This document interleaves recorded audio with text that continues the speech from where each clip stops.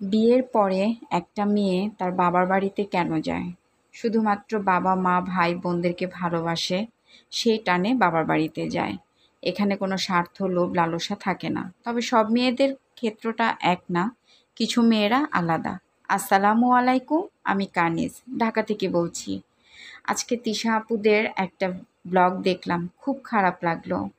তিশা আপুরা ৩ বোন মিলে বাবার বাড়িতে গিয়েছে। তাতে করে ভাইয়ের বউদের একেকজনের পেট ফোলা, একেকজনের মাথা ফোলা, একেকজনের বুকের ব্যথা শুরু হয়ে গেছে।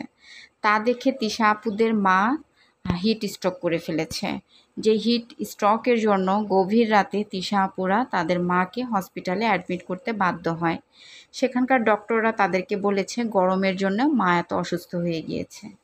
তো একটা কথা, ছেলেরা তার মাকে এত ভালোবাসে, মা এত গরমে কষ্ট করছে, সেদিকে খেয়াল না করে বোনরা বাড়িতে আসছে, মায়ের উপরে প্রেশার হচ্ছে, এই জন্য মা অসুস্থ হয়েছে। এই টাইপের কথাগুলো না বলাটাই ভালো। কারণ বিয়ের পরে একটা মেয়ের অনেক অসহায়ত্ব বোধ করে, তার হাজার ছয় সংসার হোক না কেন, বাবার বাড়িটাই থাকে তার জন্য অনেক আপনের একটা জায়গা। সবাই সেটা বুঝবে না। তবে তিশা আপুর আজকে মনে এত কষ্ট নিয়ে, ব্যথা নিয়ে সে যে তার বাবার বাড়িতে চলে গিয়েছে, এটা দেখে ভীষণ কষ্ট লেগেছে। সাথে তার 2 বোনও রাগ করে চলে এসেছে যে যার সংসারে। তো এই আর কি, বিশেষ কিছু কথা ছিল। আজকের ব্লগটা তিশা আপুদের দেখে খুবই খারাপ লেগেছে। আসলে ভাইয়ের বউদের কাছে যে খুকিকে তো আমার মাঝে মাঝে ইচ্ছা করে গিয়ে 2 গালে 2টা চর কষিয়ে লাগিয়ে দিই। কারণ পাওয়ার বেলায় খাওয়ার বেলায় ননাসদের কাছে দৌড়াও, ননদদের কাছে দৌড়াও, তোমার এন থেকে যে ননদ ননাসদেরকে করতে হয় এটা বুঝো না?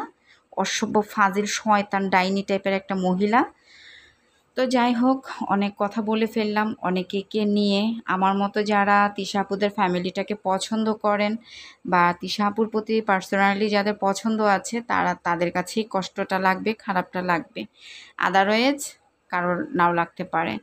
তো আজকে কিন্তু আমি দুপুরবেলা, আজকে আমাদের ভর্তা ভাতের রেসিপি থাকলো।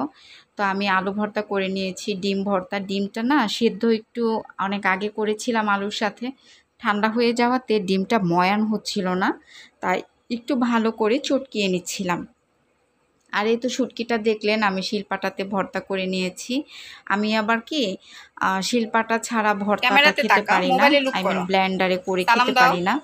আমার ওই শিলপাটাতেই বেটে তারপরে খেতে হবে। কেমন আছো? তো যাই হোক, এই তো বাচ্চাদের একটু কথা শোনেন, আমি বিদায় নিয়ে নিই। মেহরিমা সবাই বলো। ভালো থাকবেন, লাইক কমেন্ট শেয়ার করে পাশে মেহরিমা বলো থাকবেন। হাই। আলিশা বলো হাই। আলিশা তোমার কি হয় মেহরিমা? কি হয় তোমার? বোন। ও বাবা, এটা তোমার বোন? আই মেহরিমা, আলিশা তোমার কি হয়? কি হয় তোমার আলিশা? আপি, ছোট বোন। ইয়েস।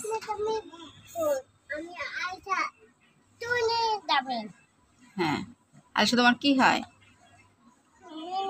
হ্যাঁ মেহরিমা তোমার কি হয়? বোন। Good girl. তুমি মেহরিমাকে ভালোবাসো? বলো তো একটু, বলো মেহরিমা তোমাকে ভালোবাসি। মেহরিমা, আলিশাকে তোমার ভালো লাগে? তাই? আচ্ছা আল্লাহ হাফিজ দিয়ে দাও, দুজন আল্লাহ হাফিজ দিয়ে দাও। আলিশা আল্লাহ হাফিজ দাও, মেহরিমা আল্লাহ হাফিজ দাও। Okay bye.